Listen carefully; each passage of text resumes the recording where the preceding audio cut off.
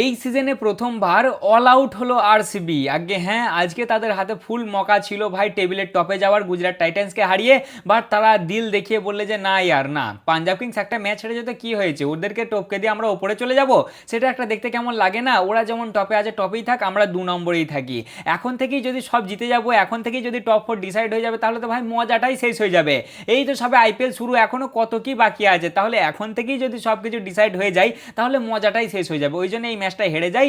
দেখুন হায়দ্রাবাদ, আরসিবি আর তোমার রাজস্থান তিনজনেই সেম গাড়িতে চেপে যায়, দিয়ে একসাথে যাব, যা হবে ভাই লাস্টের দিকে দেখা যাবে। এরকম কিছুই নয় ভাই। আজকে তোমার জিটির পেস বোলিং অ্যারেস্ট করে ফেলেছে আরসিবির ব্যাটিংকে। ওহ বোলিং ভাই টপ লেভেলের বোলিং, 155 রানে প্যাক করে দিলে আরসিবির মতন ব্যাটিং লাইন আপকে। আর তার সাথেই ভাই যেমন টপ লেভেলের ফিল্ডিং আর সেরকমই টপ লেভেলের ব্যাটিং। রিভেঞ্জ উইকে রিভেঞ্জ নিয়ে নিল তারা, যদিও রিভেঞ্জ নিতে যে হালকা একটু ফেঁসে গিয়েছিল। যদি প্রথমের দিকে আর একটা উইকেট পড়তো না ভাই, তাহলে আসল খেলাটা হতো, বুঝলে তো বড় ভাই, একদম জমে ক্ষীর হয়ে যেত। কারণ আমাদের প্রিন্স গেল আগে থেকেই বুঝতে পেরে গিয়েছিল যে আমরা 3 খুঁটি ছাড়া কিছুই নাই ভাই এই দলের। তার উপর সাই আবার আগে থেকেই চলে গেছে, তাই যা করার আমাদের কি করতে হবে। আর 2 নম্বর ওভারে যা হেজেলউডকে দিলে ভাই চামড়া খুলে, সেখান থেকেই ভাই আরসিবি অনেকটা ডাউন হয়ে গেছিল, বুঝলে তো।